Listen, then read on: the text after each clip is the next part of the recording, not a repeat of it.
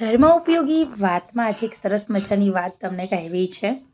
જીવનમાં સુખી થવું છે તો નિયમિત રીતે તમે તમારા કુળદેવીની સાથે પ્રાર્થના કરતા શીખો.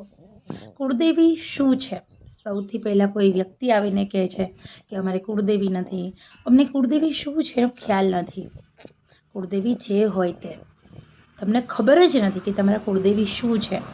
તો કુળદેવી જ્યારે આપણા સમગ્ર બ્રહ્માંડની રચના થઈ ત્યારે આપણા સપ્તઋષિઓ દ્વારા જે આપણા સપ્તઋષિઓ તો એ ત્રિકાળ જ્ઞાની હતા, એમને ભવિષ્યનો ખ્યાલ આવતો હતો અને એ સમયે કળિયુગ આવવાનો છે.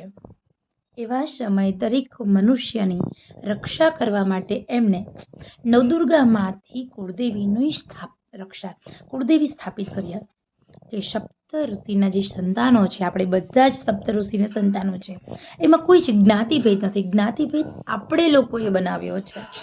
ઈશ્વર પાસે આવું કશું જ નથી. દરેક વ્યક્તિનું દરેક યોનિમાં જન્મ થાય છે, મૃત્યુ થાય છે. દરેક વ્યક્તિની સ્મશાનમાં જવાની રીત પણ એક જ સરખી છે, મેથડ અલગ અલગ છે. તો આત્મા છે તે આત્માનું રક્ષણ માટે કુળદેવી સ્થાપિત કર્યા છે. આપણું નહીં, આત્માનું રક્ષણ માટે. કુળદેવી એટલે આંખ બંધ કરો અને તમે પ્રાર્થના કરો. તમને ખબર નથી કે તમારા કુળદેવી કોણ છે, ખબર હોય તો પણ નામ લ્યો, ન ખબર હોય તો એક સરસ દીવો પ્રગટાવો મંદિરમાં.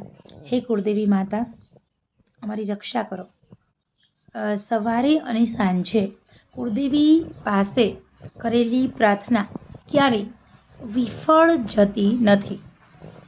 તમારા શરીર ઉપર કુળદેવીનું સૂર્યોદય સમય કરેલી પ્રાર્થના એનું સૂર્યાસ્ત સુધી રક્ષા કવચ બની રહે છે અને સૂર્યાસ્ત સમયે કરેલી પ્રાર્થનાનું સૂર્યોદય સુધી રક્ષા કવચ બની રહે છે. એટલે આપણા ઋષિમુનિઓ દ્વારા ધર્મના નિયમો આપણે મનુષ્ય માટે સેટ કર્યા. એમાં દિવસમાં 2 વાર ઘરમાં ધૂપ દીપ બત્તી અને કુળદેવીની પ્રાર્થના કરવાનો નિયમ છે, જે આપણે ભૂલી ગયા છે. બિકોઝ આપણે એક રીઝન આપીએ છીએ, અમારા કુળદેવી કોણ છે અમને ખબર નથી, અમારા પાસે ટાઈમ નથી અને અમે આવી અંધશ્રદ્ધામાં માનતા નથી. સાહેબ, આ શ્રદ્ધા છે. અંધશ્રદ્ધા શું? તમે હેરાન થાવ છો, પિતૃ નડે છે. ચલો આપણે બ્રાહ્મણ પાસે જોડાય, પિતૃએ કીધું ચલો વિધિ કરાવી નાખી. 10 રૂપિયા આપ્યા, 10,000 આપું છું, વિધિ થઈ જવી જોઈએ, વાર્તા પતિ. સાહેબ, આ પિતૃદોષ સ્ટાર્ટ થાય, અહીંયાથી પૂરો ન થાય. તમે તમારા કુળદેવી એ તમારી અંધશ્રદ્ધા, આ અંધશ્રદ્ધા છે. શ્રદ્ધા એટલે તમારા આત્મા દ્વારા તમે આત્માના કલ્યાણ માટે શ્રદ્ધાપૂર્વક કરેલું કાર્ય, એ શ્રદ્ધા જે નિસ્વાર્થ હોય. જેમાં સ્વાર્થ છે કે ચલો મેં 10,000 રૂપિયા આપી બ્રાહ્મણ પાસે વિદ્યા કરાવી છે, મારું સારું થશે, પિતૃદોષ નાશ પામે છે. જે વસ્તુમાં સ્વાર્થ છે એ તમારી અંધશ્રદ્ધા. શ્રદ્ધા એટલે બિંદાસ સ્વાર્થ વગર કરાયેલી કુળદેવી પાસે પ્રાર્થના અને એનો રિઝલ્ટ દરેક વ્યક્તિને આ વસ્તુનો અનુભવ થયો હશે. તમે ઊભા છો, તમને ખ્યાલ નથી કે અચાનક તમારા પાસે ગાય આવે છે ને સિંગડું મારવાની છે. પાછળથી દોડીને કોઈ વ્યક્તિ આવે ને કે ઓય ગાય છે, ઓય ખૂટડા છે, ઓય એક્સિડન્ટ થવાનું છે, ઓય તમારા બાઇક પાસે કાર, તમે ઊભા છો પણ પાછળથી વાહન આવે છે, વ્હીકલ્સ આવે છે, ત્યાં ખાડો છે, તમારું ધ્યાન નથી. બસ આ અનુભવ કુળદેવીની રક્ષા. અને દરેક વ્યક્તિના જીવનમાં આ રક્ષા કવચ હોય તો જ આ અનુભવ થાય, નહીતર ન થાય. માટે તમે એવું માનશો કે તૃપ્તિબેન અંધશ્રદ્ધા ફેલાવે છે, તો ના, હું તમને સારા કર્મ કરવા પ્રેરિત કરું છું. શ્રદ્ધા અને અંધશ્રદ્ધા વચ્ચેનો ભેદ જણાવું છું. માટે આવી રીતે જો કુળદેવી સાથે માંગશો, કુળદેવીની પ્રાર્થના કરશો, તો તમારા જીવનની અંદર નહીં પિતૃદોષ નડે, નહીં માતા લક્ષ્મીની અકૃપા થાય. કુળદેવીની કૃપા હોય એટલે ઘરમાં પ્રેમવાળું વાતાવરણ જળવાઈ રહે, ઘરમાં સ્થાનિક રીતે લક્ષ્મીનો વાસ થાય, સ્થાયી લક્ષ્મીનો વાસ થાય. લક્ષ્મી 8 પ્રકારની છે, એમાં સારી લક્ષ્મી જેટલી હશે, દરેક લક્ષ્મીનો તમારા ઘરમાં કાયમી વાસ થશે.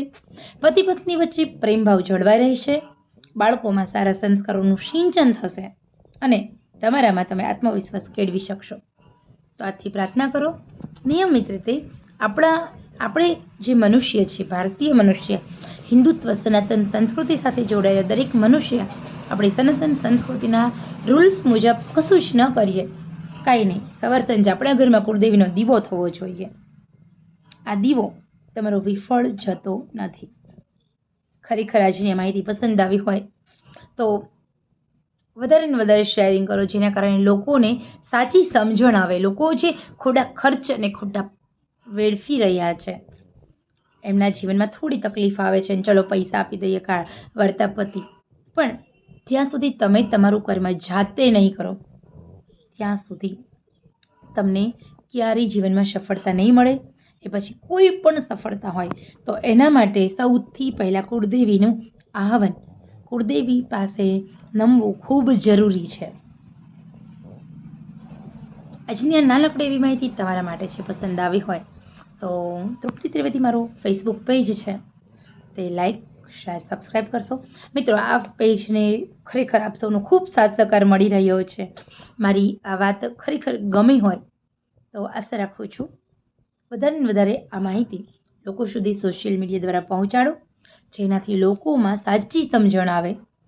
લોકો જે ખોટા રસ્તે જઈ રહ્યા છે એ રાઈટ વે પર ચાલે, એમના જીવનને સુખી બનાવે.